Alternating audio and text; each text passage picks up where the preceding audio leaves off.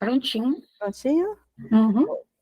Olá, pessoal. Eu sou Elis, né? Mas chama Elisângela, mas todo mundo chama de Elis. Eu sou fisioterapeuta de formação, mãe de um menino autista e deficiente visual e pastora. E eu vou contar um pouco, assim, resumidamente, né? O mundo atípico surgiu na minha vida bem antes de eu ser uma mãe atípica, né? Eu sou fisioterapeuta, né? Então, o mundo atípico surgiu na minha vida há 20 e poucos anos atrás, quase 30 anos atrás. E eu nem imaginava, quando eu entrei na faculdade de fisioterapia, que um dia eu teria um filho atípico, né? E quando eu tive esse filho atípico, eu entrei em crise, né, como toda mãe, e com o decorrer do tempo, a gente vai ressignificando, vai curando, e ao meio da pandemia, deu um start na minha vida. Que eu, a vida toda, desde que eu me converti, eu perguntava para o Senhor, Senhor, qual é o propósito do Senhor para a minha vida? E ele, aquele silêncio, e um belo dia, quando a primeira vez que me chamaram para dar uma palestra sobre a inclusão, né, o Espírito Santo falou, chegou o tempo. E a partir daí, vem caminhando comigo 3 versículos, né? Então, lá, como está lá em Isaías 6, então ouvi o Senhor perguntar, quem enviarei como mensageiro a este povo? Quem irá por nós? E eu respondi, eis-me aqui, envia a mim. E aí, quando também ele veio com a passagem, né, sabe aquelas madrugadas doloridas nossas, né, em Deus, ele falou, como está lá em Atos 18, 9, não temas, mas fale e não te cales. Ele está falando para mim que era o tempo de eu transbordar em vidas, né? Porque uma coisa eu aprendi nessa caminhada, talvez a Shirley concorde comigo por ela ser uma mãe atípica. Quem não sente a dor, não sente a necessidade. Né? Como a pessoa que não tem uma deficiência dentro da sua casa, não vai ver a necessidade de incluir essa criança na escola. E eu pergunto para vocês, para sacudir vocês mesmos, se fosse o seu filho. Né? Se fosse o seu filho. Então, isso, eu já, eu sou uma pessoa muito resolvida em Deus, né? Mas quem não é resolvido em Deus, de repente um olhar torto, ou um convite de retirada daquele ambiente, porque a criança ou aquele adolescente está agitado, fere. E eu posso dizer para vocês, a gente não vai perder só uma pessoa, nós vamos perder uma família inteira. E como tem mães e pais, famílias inteiras atípicas, feridas com a Igreja de Cristo. E eu entendo que nós, como igreja, nós temos que ser visionários. Enquanto o mundo está acolhendo eles com as coisas erradas deste mundo, a gente está fechando a porta para eles. Marcelo, quero que você coloque primeiro o vídeo do Instagram, tá bom? Ok, só um minutinho.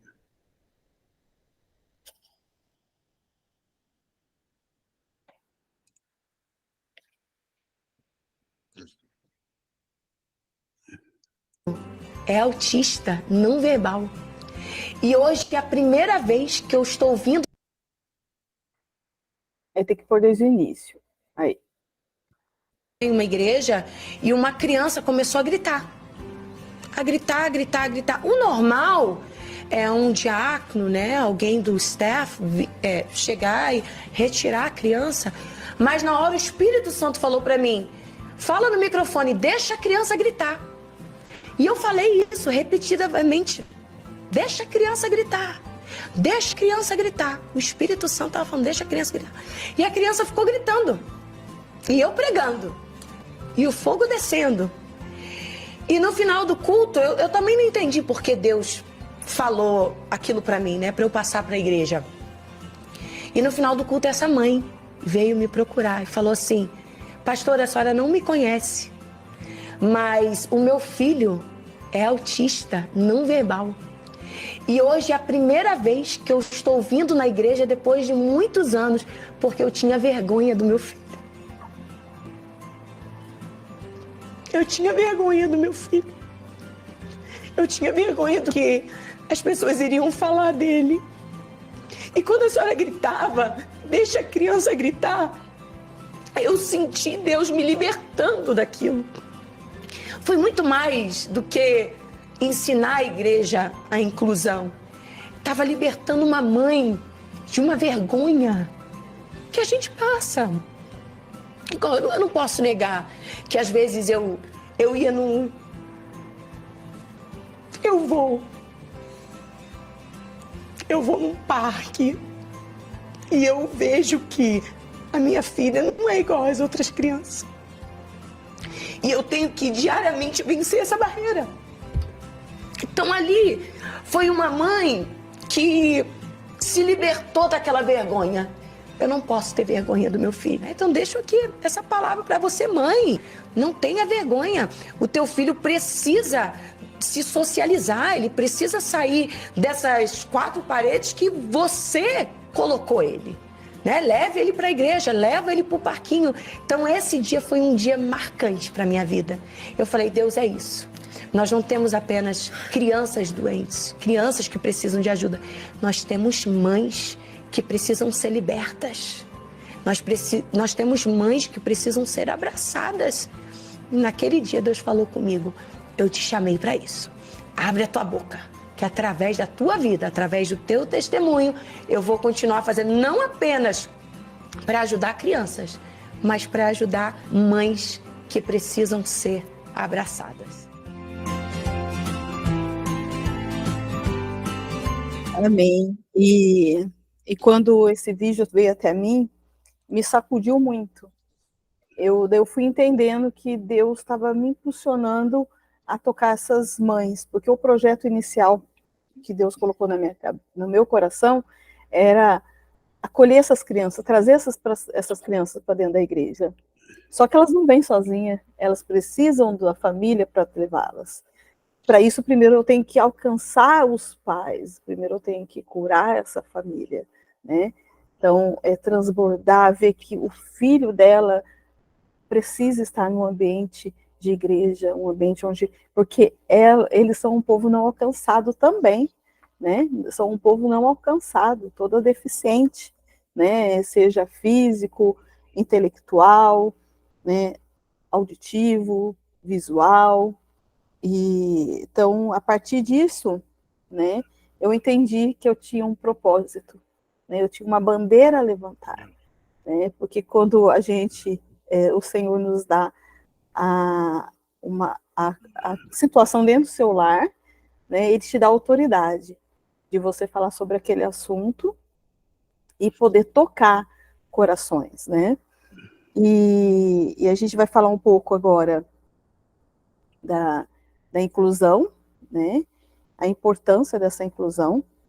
Então, existem deficientes físicos, a igreja tem que ter, né? O deficiente físico que é uma pessoa que teve um AVC ou nasceu com alguma necessidade de uso de muletas, cadeira de rodas.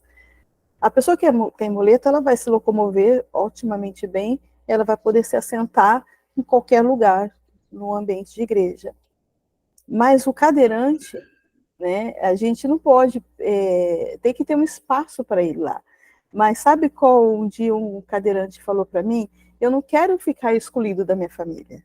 Eu quero sentar ao lado da minha família. Então, a gente tem que pensar quando a gente for preparar um templo, né, falar, olha, se 25 cadeirantes, eu tenho espaço para esse cadeirante aqui dentro? Eu não tenho espaço. Né? Será que eu tenho, né? Ou não tenho? E, então, a importância de você colocar em alguns ambientes lá dentro da igreja um espaço delimitado, ó, que é para cadeirante, ele saber que é para ele ali, né? Quando você chega numa casa, num jantar ou no café da manhã que alguém te convidou, não vai ter uma mesa, uma cadeira para você na mesa, né? Então, que ele também sinta-se na mesa, né? Quando ele chegar lá, tem um ambiente esperando, olha que legal, né, ter um local aqui onde eu vou ficar, tá delineado para ninguém colocar uma cadeira convencional aqui, é para mim. E não ficar aquele vucu-vucu, daí quando chega um cadeirante, onde vai enfiar esse cadeirante? Não, ele tem que se sentir amado. Porque se assim, no momento que ele chegar naquele ambiente, ou aquela mãe chegar naquele ambiente, né, de igreja, ver, puxa vida, tem um lugar aqui para onde eu posso ficar com meu filho cadeirante, que a gente vai assistir o culto, ser bem recebido. Você acha que a gente só não ganhou essa família? Ela vai espalhar para todas as crianças, famílias de crianças. Falar, tem uma igreja que é inclusiva, tem uma igreja que recebe essas crianças de braços abertos, né? E infelizmente, a gente entra nas igrejas e ainda não acontece isso. Mas quem tem que levantar a bandeira somos nós que temos a autoridade, né, de falar. Porque um pastor, uma pastora, um líder, uma líder que não veste a camisa, não sente a dor da causa, porque às vezes tem pessoas que não têm, mas ele sente a dor da causa. Não, eu estou contigo. Eu conheço várias pessoas que tentam, né? Mas uma andorinha sozinha não faz verão. É a classe de deficientes, né? Que possa juntos, ou a igreja mesmo falar, não, eu vou começar a implantar a inclusão dentro da minha igreja, porque eu quero que essas pessoas conheçam Jesus. Porque a gente tem que lembrar, quando a gente chegar lá na glória, o Senhor pode dizer, eu não te conheço. Porque você não fez o que eu queria que você fizesse. Você não acolheu os meus filhos, que não é porque eles são deficientes que eles não é sobre eles, é sobre a família deles estar lá restaurada, porque essas crianças são ingênuas, não têm problemas, né, com a relação com Deus, né, porque elas são anjos do Senhor, eu creio que elas recebem do céu, né, meu filho fala em línguas, meu filho tem mistérios com Deus aqui no secreto com ele, né, então, mas a gente tem que pensar que é a família que tem que ser alcançada. E tem muitas pessoas se perdendo em tudo isso, né? Porque, olha, na minha caminhada, eu já sofri os preconceitos, né? Eu só não me desviei porque eu sou muito apaixonada por Jesus. Se eu não fosse, talvez hoje eu não estaria aqui, de tantas feridas, tanto pela sociedade, pela igreja, mas isso é cura, né? Eu entendo que hoje o Senhor me curou para que eu possa curar outras mães, outras famílias. E tem os deficientes intelectuais, né, que são pessoas que, por uma certa forma, elas não pensam como nós, né? Elas não têm a malícia que nós temos, né? Muitas delas não falam, muitas delas não ouvem, né? Ou ambas as coisas, então elas ficam bem, elas não falam coisa com coisa. Vou dar um exemplo, uma síndrome de Down, né? Uma criança com síndrome de Down mais avançada, um nível mais avançado, nível 2 por 3, né? Que é onde ela tem uma deficiência intelectual severa, né? Porque tem uns que tem mais amena, menos severa, que elas conseguem compreender tudo que está à sua volta e se comunicar de uma forma muito inteligente, muito mais esperta que todos nós juntos aqui. Mas é para elas também, né? Será que uma escolinha de domingo à noite está preparada pelas nossas pelas crianças cadeirantes, uma criança síndrome de Down? Será que a gente está disposto a fazer uma tarefinha diferenciada por uma criança que necessita de um atendimento mais diferenciado, né? Também os deficientes visuais. Nós não temos a sinalização dentro dos templos, né? Não tem em braille, escrito banheiro, entrada, corredor, né? Aquela sinalização no chão, nós não temos. Eles também têm acesso, têm que entrar na nossa igreja, e para eles saber que ali é a igreja, que ali é um ambiente que está acolhendo eles têm que ter acesso a essa sinalização. Eles, como o surdo é Libras, o deficiente visual é o Braille tá ali, olha, explicar para ele, aqui é o banheiro, aqui a parte da frente do templo, né? Hoje tem lugar, principalmente cinemas, teatros, já fazem isso. Fica uma pessoa do lado e vai contando tudo que está se passando. Ó, como exemplo, a Elisângela está aqui dando uma aula, está de blusa laranja, de óculos, ela usa óculos, vai descrevendo, ela está falando sobre isso, isso, isso, né? E daqui a pouco vai começar a pregação. Daí ele vai ouvir. Daí termina, alguém fala, ó, encerrou o culto, agora se você quiser encontrar alguém aqui, conversar com algum irmão, né, estou à disposição de apresentar, mas quando a pessoa já é da igreja, já conhece todo mundo pela voz, então isso é muito importante, esse acolhimento. E a igreja, eu vejo que tem muita deficiência, a igreja também está deficiente, né, ela está necessitando de cura nessa área também, né?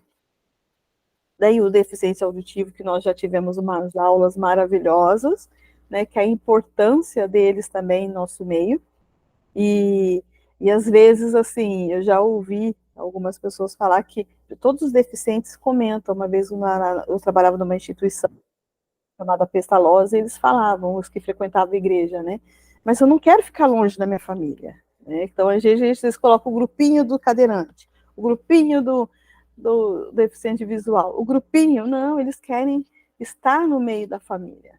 Então, é uma coisa para a gente se pensar também.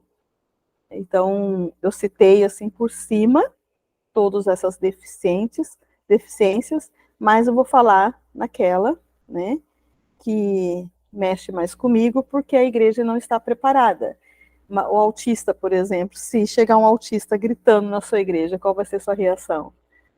Qual vai ser a sua olhar de condenação para a mãe? Eu recebo muitos olhares de condenação querendo dizer, uai, você não consegue controlar seu filho, não? Né? Você não consegue fazer com que ele fique quieto? Que ele canta, ele grita, ele se emociona de uma outra forma. E as pessoas não entendem. Então, um pouquinho vou falar sobre a definição sobre o autismo, tá? Para vocês terem mais ou menos uma noção, porque muitas pessoas, assim, vamos orar pela cura do autista. Eu oro pela cura do filho. Mas tem uma pessoa que está chegando agora no evangelho, uma pessoa, ela não crê nessa cura porque o autista não é uma doença. Tá? O autismo não é uma doença, é um transtorno. É igual também para o deficiente auditivo, eles também não é uma doença, é um transtorno que acabou acontecendo na formação da parte auditiva deles, que deu um pane ali, que não formou de uma forma adequada. É igual ao autista também. O cérebro dele, nas sinapses, que nós aqui todo momento está acontecendo, as nossas sinapses acontecem de um jeito e do autista muito rápido. Então, é tão rápido, a agitação cerebral deles é tão grande que por isso que eles se irritam, porque a parte sensorial, né, que é os sentidos, como visão, audição, tato, né, paladar, visão, isso tudo afeta para eles. É uma coisa assim, uma agulhinha que caiu no chão é um transtorno para eles, né? Tem muitos, meu filho não gosta que toque ele, né? Se você pôr a mão nele, ele vai tirar, porque o peso do nosso toque é muito forte para o sensorial dele, né? E, como também a audição, o som muito alto. Será que nós não poderíamos ter aqueles protetor de ouvido, porque assim, as mães que têm filhos especiais, elas levam, porque tem criança que aceita, né? Você coloca aquele protetor de ouvido, abafador, e a criança fica de boa lá. Meu filho nunca deu problema, tive problema com ele com som, ele sempre gostou de música, e muito alta, ele ama estar lá na igreja. Ele se empolga, eu falo que às vezes ele está mais na unção que muitos na igreja, né? Ele se empolga, ele fica todo feliz. Né? Ele até, depois do louvor, ele compete até com a pregador, entendeu? Ele também quer dar as opiniões dele. Então, é muito importante a gente ter essa sensibilidade, né? De repente, ter um abafador ali, olha, seu filho é autista, se você precisar, estamos aqui, ou de repente a gente pensar mais longe, ter uma salinha sensorial para a criança autista, que ela vai ficar ali, se a mãe quiser ficar presente com ele, né, ou com uma professora habilitada, equipada, né, que daqui a pouco a gente vai falar sobre isso também. E então o autismo, né, é um transtorno que é assim, é TEA, T-E-A, transtorno do espectro autista. É o resultado de alterações físicas e funcionais do cérebro. Está relacionado ao desenvolvimento motor, de linguagem, sensorial e comportamental.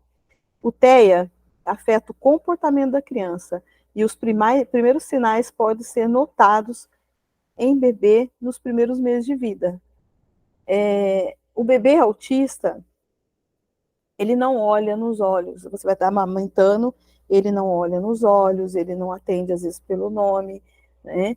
Então ele tem essa dificuldade porque ele não tem o contato, a criança no início não tem contato visual, mas não é toda criança que não tem contato visual que é autista. A gente tem que ver também que não, ela não é como meu filho. Ele tinha uma deficiência visual, eu demorei muito para descobrir que ele era autista. Ele teve o diagnóstico com 4 anos de idade, né, a deficiência visual com 4 meses e com a deficiência do autismo 3 anos e meio para 4 anos de idade.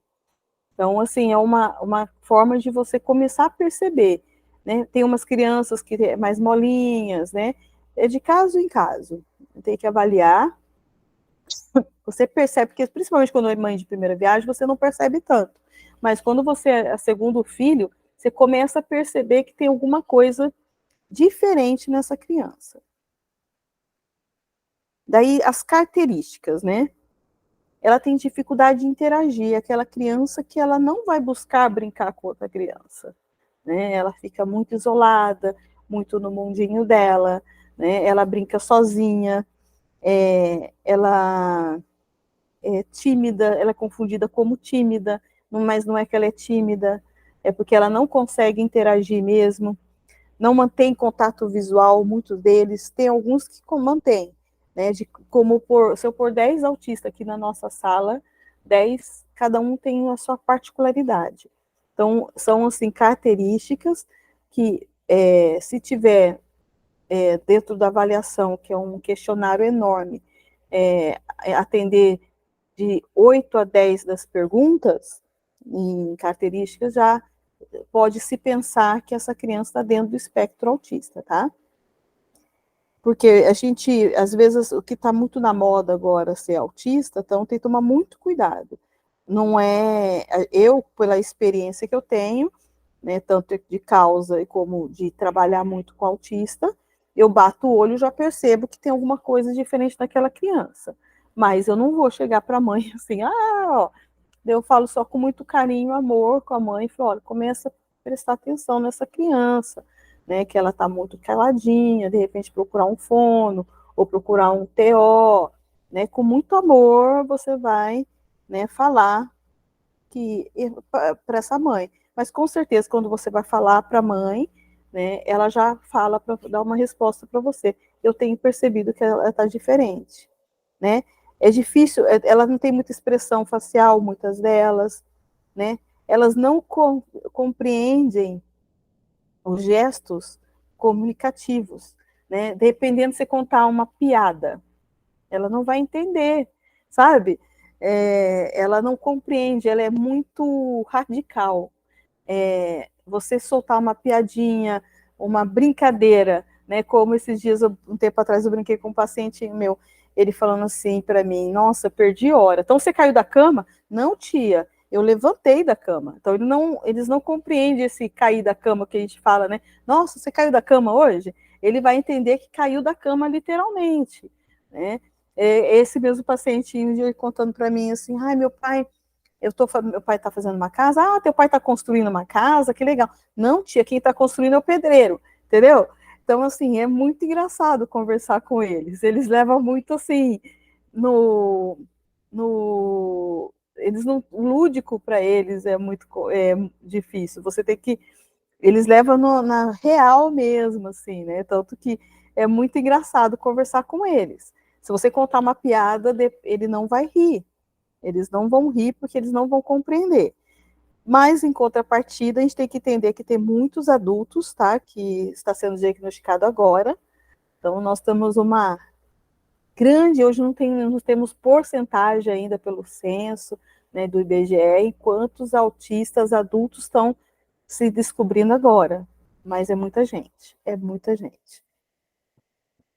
E também, assim, eles não conseguem expressar as próprias emoções, né, de fazer amigos, tem dificuldade de comunicação, caracterizado como uso repetitivo de linguagem, eles falam muito repetitivamente, né? Com o meu filho, ele tem estilopatias, né, que é um movimento voluntários e involuntários, e ele fala a mesma coisa, é um papagaio, você fala, ele repete, você fala, ele repete, né?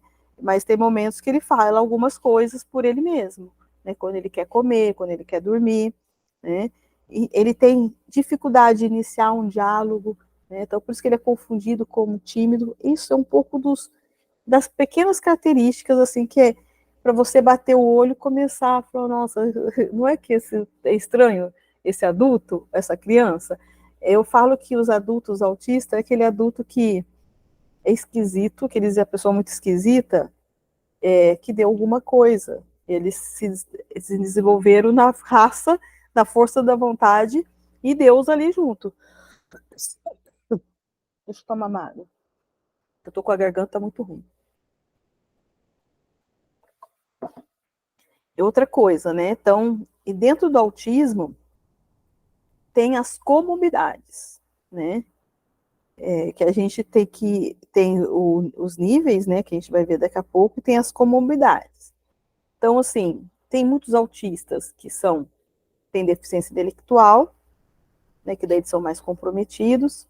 Tem autistas deficientes visuais, tem autistas deficientes auditivos, tem autistas com TDAH, né? Que é um transtorno da hiperatividade, né? Tem alguns autistas que têm a déficit de atenção, tem alguns autistas que têm o transtorno desafiador opositor, e também pode ser que essas crianças que têm isso não sejam autistas. Então, por isso, para fechar o diagnóstico de um autista, é muito complicado. Não posso bater o martelo sem fazer um acompanhamento dessa criança. Mas tem crianças que você bate o olho e já sabe, porque é muito clássica as características dela, né? E os assim, que você vai ver quando uma criança está no nosso ambiente que é autista, né? Os movimentos repetitivos, né? Incluindo estilopatias, repetição das mesmas palavras, uso inadequado repetitivo de brinquedos, eles brincam de uma forma diferente. Se você der um carrinho para uma criança neurotípica, né, que quando a criança não tem nada, a gente fala neurotípica, entre aspas, não tem nada, porque ninguém é normal, né, todos nós, se for avaliar, tem alguma coisinha. Então, assim, quando você vai dar um carrinho para ela vai pegar, fazer brum, né, e vai brincar. O autista não, ele vai pegar o carrinho, brincar com a roda, ele vai tentar rodar o carrinho, com a boneca, se dá uma boneca, ela não vai brincar, ela pode deixar de lado, ou dar um outro uso para aquela boneca. Eles nunca brincam com o uso adequado daquele brinquedo. O meu filho era um cavalinho, aqueles cavalinhos tipo aqueles que tem amarelo, vermelho, ele punha de pé e batia e ficava equilibrando, e era uma coisa muito louca. Se eu e você fizer o que ele fazia, quebraria, né? Com certeza. E, então tem 3 níveis, né? O nível 1, o nível 2 e o nível 3, né? O nível 1, a gente pode dizer que a pessoa não precisa de suporte, né? Ela tem prejuízos leves. O que seriam esses prejuízos leves? Ela pode ser considerada uma pessoa tímida, ela também, se você contar uma piada, ela não vai entender aquela piada, ela não entende a parte figurativa, se você falar alguma coisa muito figurativa, né? Ela não compreende porque ela é pura. Um autista sempre ele vai, mesmo do grau 1 até o 3, ele é puro, é ingênuo, né? Então, ele vai bater na mão de um bumbum de uma moça, não pela maldade, sabe? Ele não tem intenção daquilo, mas ele vai ser preso, né? Ou vai apanhar. Isso a gente explica muito para eles. Ó, cuidado com as suas brincadeiras, suas ações, porque você não está pensando da forma que os outros estão pensando, mas você vai ser preso e vai apanhar do mesmo jeito, porque até que as pessoas entendam que você tem um déficit, né, ou um transtorno, já é tarde, você já está na cadeia. Né? O indivíduo com grau 2 já necessita de um pouco de suporte. O que é pouco de suporte? Muitas vezes ele tem que trocar uma fralda dele, né? Porque de repente ele não consegue evacuar, não consegue estar se virando sozinho totalmente, né? Então ele precisa de repente de um apoio, se de repente ele for um deficiente visual, um apoio a mais, de você explicar onde estão as coisas para ele. Então, ele precisa de um suporte, ele é menor, mas ele tem independência, né? Ele consegue fazer muitas coisas sozinho, mas outras ele precisa de um suporte, né? Como, de repente, você sentar junto para estudar junto com ele, né? Precisa de uma professora do lado dele, né? Que uma professora de suporte, que é muita luta para as mães, né, os pais nas escolas, ter esse professor auxiliar. Então, não é fácil para uma família atípica com autismo. E o nível 3, ele não tem, ele é totalmente dependente, né, ele precisa de muito suporte, e aonde é o caso que esse todo mundo vê, né, o nível 3 qualquer um vê. Quem olha para o meu filho sabe que ele é autista, mas o nível 2, o nível 1, então, as mães sofrem muito também, porque os filhos dela parecem normais, imagina, ele é normal, não tem nada, mas ele tem uma dificuldade, então a gente precisa olhar com outros olhos, né? E uma coisa eu pergunto para vocês, em 2000, havia 1 para 150 nascidos, cada 150 nascidos, um era autista. Agora, no último censo que teve, em 2023, está 1 por 33. Olha só. E há um estudo que até 2030, quase, todo mundo vai ter, numa rua, haverá um autista. Né? Então, é uma coisa que está crescendo muito, não sabemos a causa, né? Não se sabe a causa do autismo ainda, né? Mas a possibilidade de ser genético, uma turma aí, uma parte, uma porcentagem, mas também tem uma porcentagem que pode ser fatores ambientais. A nossa alimentação, algo que você teve na sua gestação, uma criança que ficou na UTI, a possibilidade é maior. Meu filho ficou muito tempo na UTI. E a importância da inclusão dessas crianças, porque há uma lei, né, gente? Então, como na lei brasileira da inclusão brasileira, com deficiência, a lei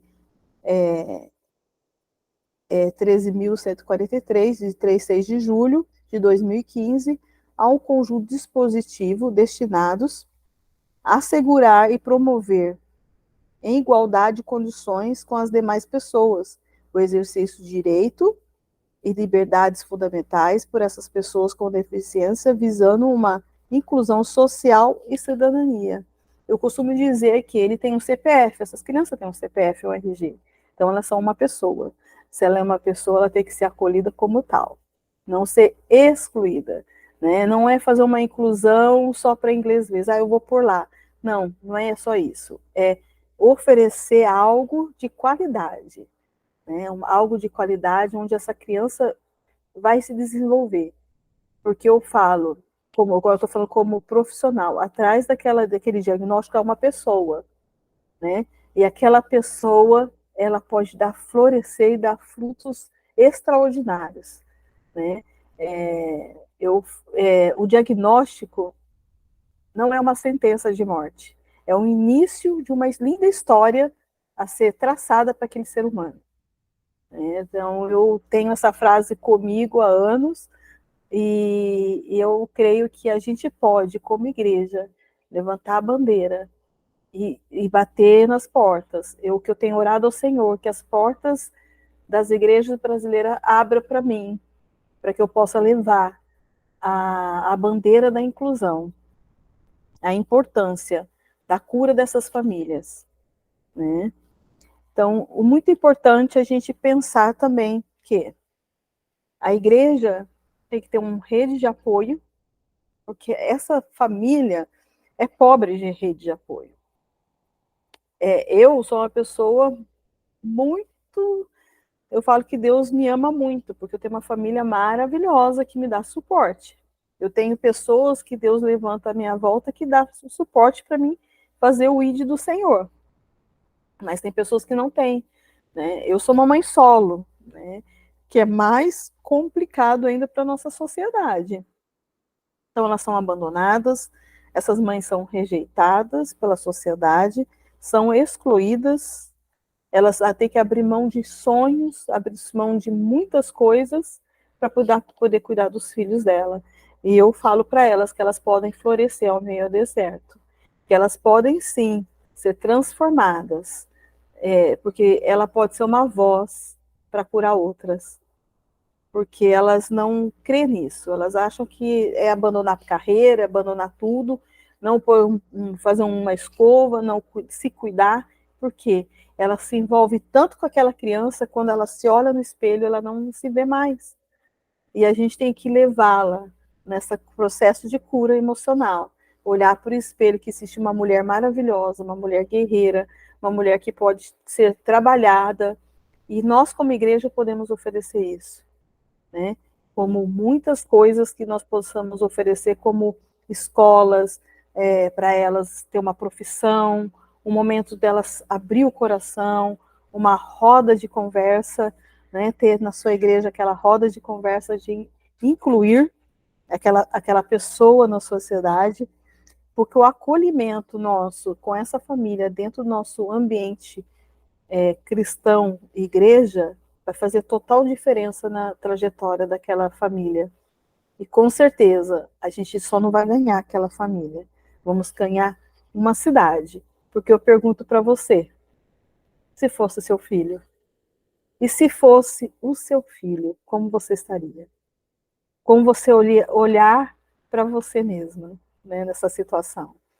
E então nós podemos começar a vestir a camisa, né, para tudo isso. Mas para isso tudo, há trabalho. E, infelizmente, o ser humano não gosta de tudo que dá trabalho. É muito fácil, tudo fácil ali, né? Tudo na mão. Porque para mim incluir uma criança, seja autista, né? Esqueci de dizer, tem vários tratamentos de reabilitação para o autismo.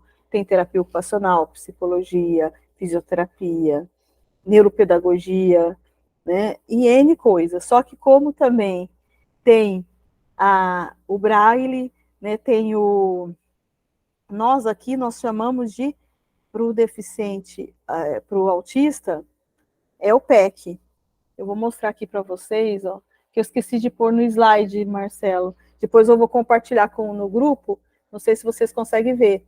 Ó, são símbolos que você vai colocar, vamos supor, o banheiro, ele vai ver o símbolo que é o banheiro, né? Essa linha de estudo das crianças, ele vai lá, você vai colocar um símbolo para aquilo lá que ele vai poder olhar, e elas andam com a pastinha, gente. É uma pastinha que elas andam para elas poderem se comunicar, porque a maioria delas não é verbal, né?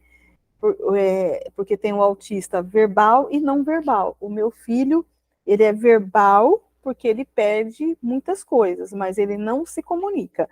Ele não tem comunicação verbal de conversa, diálogo, mas ele perde as coisas, então ele entra na classificação de uma criança que é verbal, né, de nível 3, daí fica na dúvida, né? Muitas vezes falam, mas ele não é nível 2 porque ele é verbal?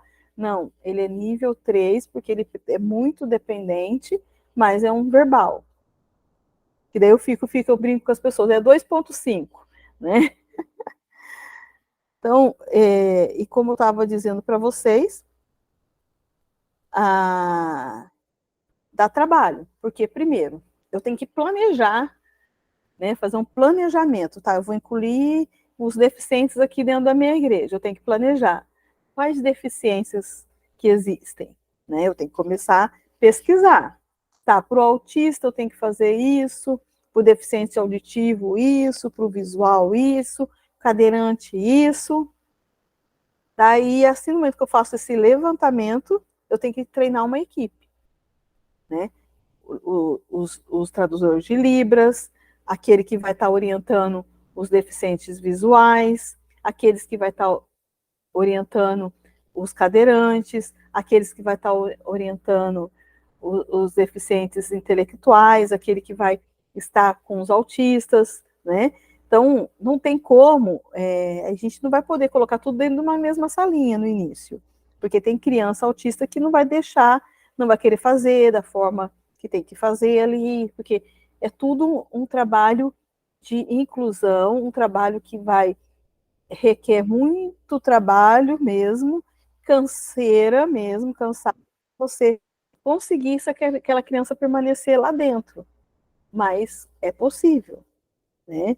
Eu acho que a boa vontade é o mais importante, eu querer transformar aquela criança, dela sentar ali e estar no meio dos coleguinhas. Então, a princípio, eu tenho que ter um plano B, que vai ter uma sala mais, umas 2 salas reservas dentro da minha igreja, onde eu vou pegar aquelas crianças, um nível mais avançado da sua deficiência, o intermediário e aqueles que vai ficar junto com as crianças lá na salinha de boa, né? Então, é um estudo que eu vou ter que fazer um levantamento para treinar essa equipe, esses professores, né? Esses diáconos, né? Também, ao receber essa família, sempre com um sorriso no rosto,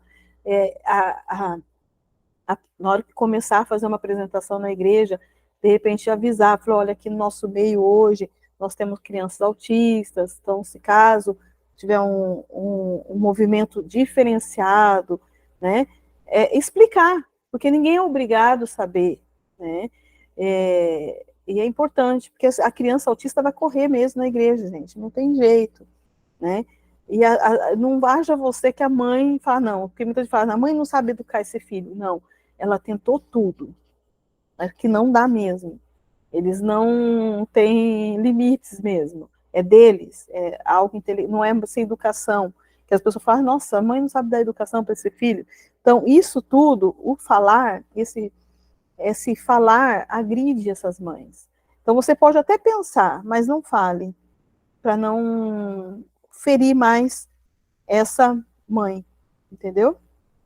Daí, vamos supor, eu vou lá, estou falando sobre o autismo agora, tá? Uma sala para uma criança autista. Primeiro tem que ter uma parte sensorial, tá?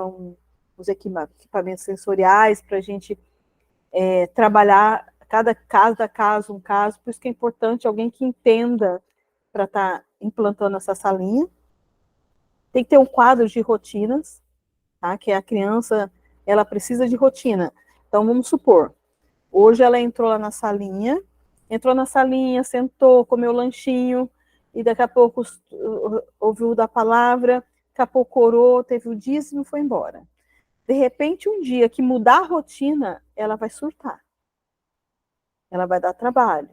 Porque eles é passo a passo. Tem crianças autista que, de repente, o pai toda vez passava pela mesma rua. O dia que ele não entrou na mesma rua, a criança entrou em surto dentro do carro. Ele teve que voltar para trás e fazer. Daí é incrível, eles param de chorar, parece que ele desligou assim, ó. Então, é difícil, é muito difícil a inclusão na igreja, é difícil, não vou dizer que é fácil, mas é possível. Mas a gente tem que dar o primeiro passo, né? O primeiro passo, orar ao Senhor para levantar pessoas capacitadas para isso e crer que o Senhor ele que vai conduzir tudo. Né? Hoje, meu filho, quando era menor, ele gritava, ele não deixava eu prestar atenção no culto, eu chorava em casa, sabe? Só eu sei que eu passei já nesses 8 anos. De uns 9 anos para cá, ele vai bonitinho. Eu vou filmar para vocês quando estiver no culto. Ele canta, ele grita, hoje ele é calmo, mas é que a gente teve paciência e trabalhar com ele nesses ambientes. Né? Então, hoje ele fica de boa dentro de um ambiente de igreja, num restaurante.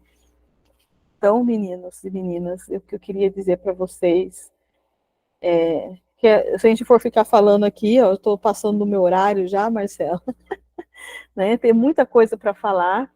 Então, hoje, o meu propósito de vida é levar essa inclusão para dentro da igreja.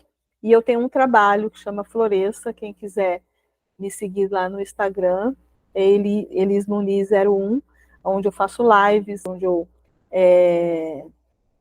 só conto a minha história, pego mães para contar as histórias delas, né, pais, né, que tem pais me procurando, que o propósito era só para as mães, mas pais, famílias têm me procurado. Então, mas eu sinto muita resistência ainda em entrar no ambiente de igreja, a ser essa voz dentro da igreja. Eu tenho orado ao Senhor para que tudo que descortine, sacar as escamas dos olhos da liderança das igrejas, tiver a importância, né? O quanto a gente pode crescer como ser humano, tendo esses anjos do Senhor. Né? E com certeza, quando a gente chegar lá na glória, o Senhor vai falar: agradei muito de vocês, cuidou dos meus anjinhos e dessas famílias que eu escolhi com grande propósito, porque as pessoas falam, você é uma mãe especial. Não, nós não somos especiais. Toda mãe é especial, mas nós fomos escolhidas para um grande propósito, para levar uma mensagem para a humanidade diferenciada, né? E daí, Marcelo, coloca o último vídeo aí.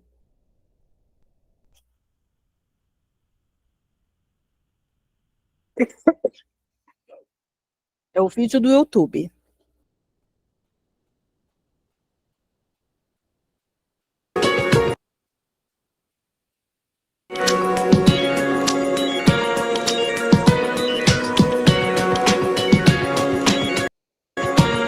Vou ter que esperar pular.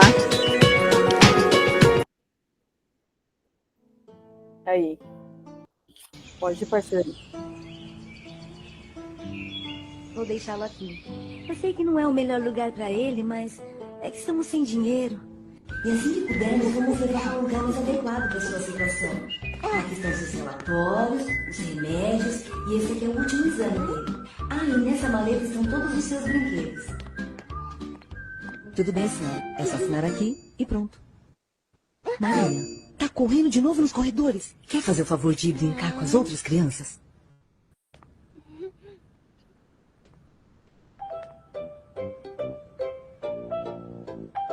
Crianças! Crianças! Esse é o novo coleguinha de vocês. Como podem ver, ele é especial. E por isso vai precisar da ajuda de vocês enquanto ficar aqui, ok? Agora vamos à aula. Vocês lembram quando falamos da importância das vírgulas? As vírgulas, elas podem mudar o sentido de uma frase, fazendo com que ela tenha um sentido totalmente diferente. O Rio é uma cidade maravilhosa, um estado maravilhoso e um estado de espírito também. Tá cheio de... Aqui é o melhor lugar do pátio. Tem até uma sombrinha aqui, viu?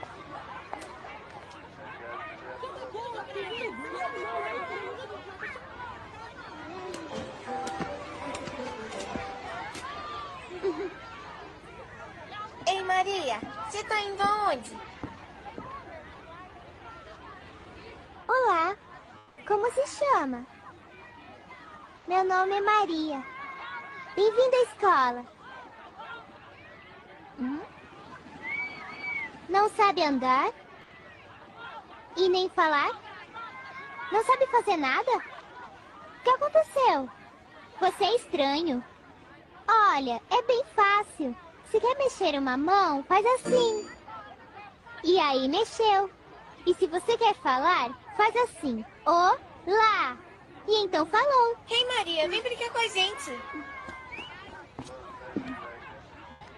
E se o seu braço coçar, o que vai fazer? Porque quando o meu braço coça, eu não consigo aguentar.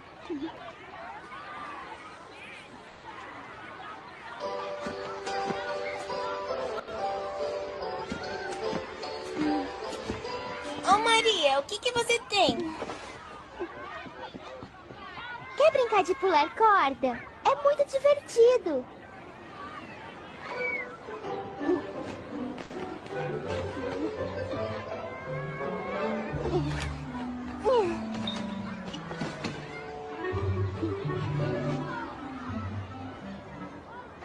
Maria está muito estranha.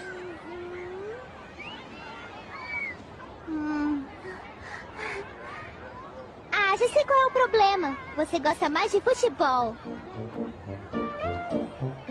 E o atacante se concentra. Ele está pronto para bater um pênalti decisivo. É sua última chance para vencer o campeonato e ser o campeão. Mas que chute impressionante! Vai ser muito difícil para o goleiro defender essa.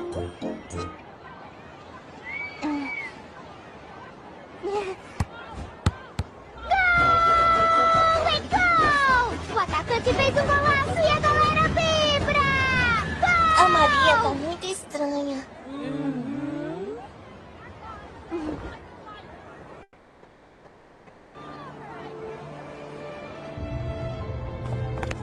Professora, pode deixar que eu consigo levar ele. Muito bem, Maria. Pode ir. Chocolate, chocolala, chocotete, chocolate, chocolate. Era uma vez um príncipe e tinha um castelo com uma bruxa. 1, 2, 1, 2, 1, 2.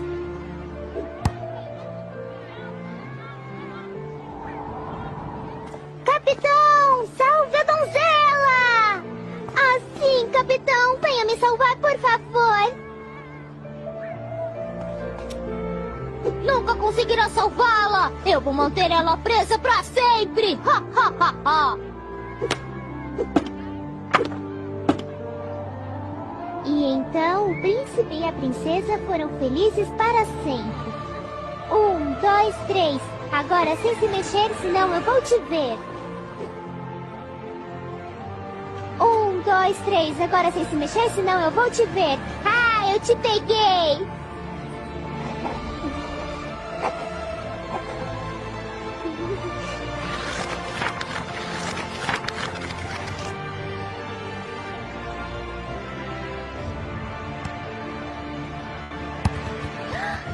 Isso! Você conseguiu! Você vai se recuperar e vai andar e então vai falar e aí vamos viajar para o mundo todo. Sabia que tem lugares que se comem formigas? Mas a gente não precisa comer formigas.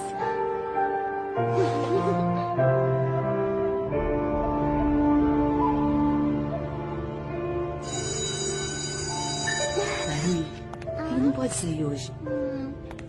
Olha, ele tá muito cansadinho. Se você quiser, pode ficar aqui e fazer companhia pra ele. O que aconteceu? Você não pode brincar?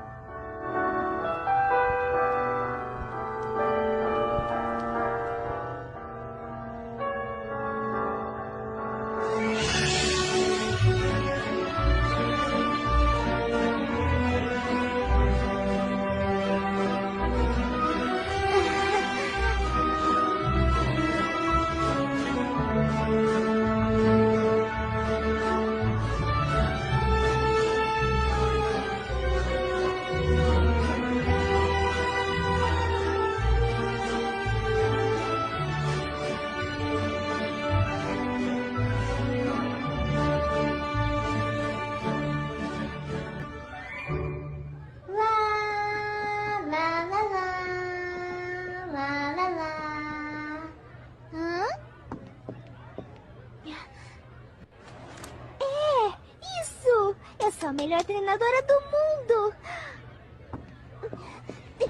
Eu preciso achar ele. Já imaginávamos que isso ia acontecer.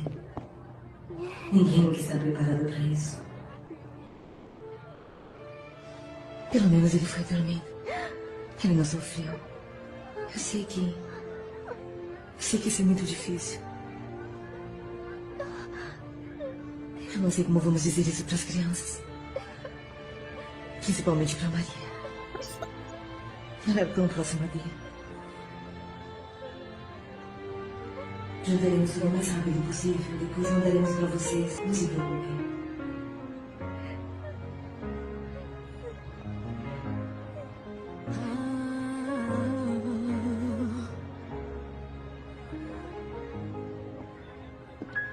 It's not fair. I'm talking to you upstairs. Are you there? You know I care. So please don't tell me that this is an empty prayer.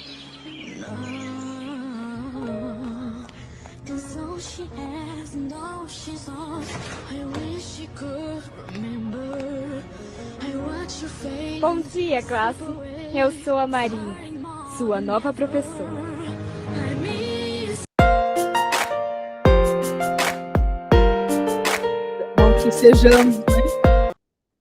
Essa Maria, né? Que nós sejamos a Maria. Sempre estamos dispostos a abraçar a causa. Obrigada, Marcelo, pela oportunidade. Amém. Obrigado, Elis, pela participação. Eu já conheci esse vídeo, ele é muito emocionante, né? É realmente impactante, né? Obrigado por essa aula maravilhosa aí. Que bom que a gente é mais uma aula gravada que vai ficar aí reverberando na nossa escola. E eu passo agora para a Celei, então, para ela dizer as suas últimas palavras e fazer oração para nós finalizarmos. E peço também para a Celei escolher a palavra-chave. Acho que poderia ser inclusão, né? Essa última palavra-chave dessa aula podia ser inclusão, se a Celei assim aceitar. Claro. Depois de uma história emocionante dessa, nossa, quebra o coração da gente, né? Assim, mas glória a Deus. Então, para finalizar a nossa disciplina, então nós começamos com a pesquisa, pessoal, fazer a pesquisa, olha o que o Marcelo descobriu, a mina, de saber o que o surdo gosta, porque muitas vezes ele não vai para a igreja com tanta facilidade, mas o Marcelo descobriu uma mina, e foi uma alegria tão grande participar com eles no Surdos, e a gente chegou falando de carro, a gente não chegou falando que nada, não falamos nada de igreja, mas eles já foram se identificando, e depois daquela troca da literatura e da Bíblia em Libras, foi assim o auge, né? E eles vão continuar se reunindo, mas que pena que a gente não pode participar de todos os eventos. Mas descubram, gente, uma missão qual seria o ministério, qual a tua missão mais específica. Você pode trabalhar na tradução, você pode... tem tanta coisa para fazer, ideias de criar um ministério de acolhimento de pessoas com deficiência, para que elas se sintam amadas do jeito que nós somos, e nós podemos fazer isso. E então, seria a inclusão. A gente vê as pessoas com deficiências, elas se reunindo em associações, porque as afinidades. Então, nós precisamos isso também nas igrejas, principalmente levar o evangelho a todas essas pessoas. Então, fico aguardando uma atividade de vocês, o que poderia ser feito, fazer um projeto de como podemos estar levando o Evangelho a todas as pessoas. Fico aguardando, então, agradeço pela oportunidade de ter participado. Obrigada, Elias, pela tua participação. Pastora Osana, nossa, foi maravilhoso a sua participação, agradeço muito. Então, eu vou parar agora a gravação e nós vamos orar para nos despedirmos.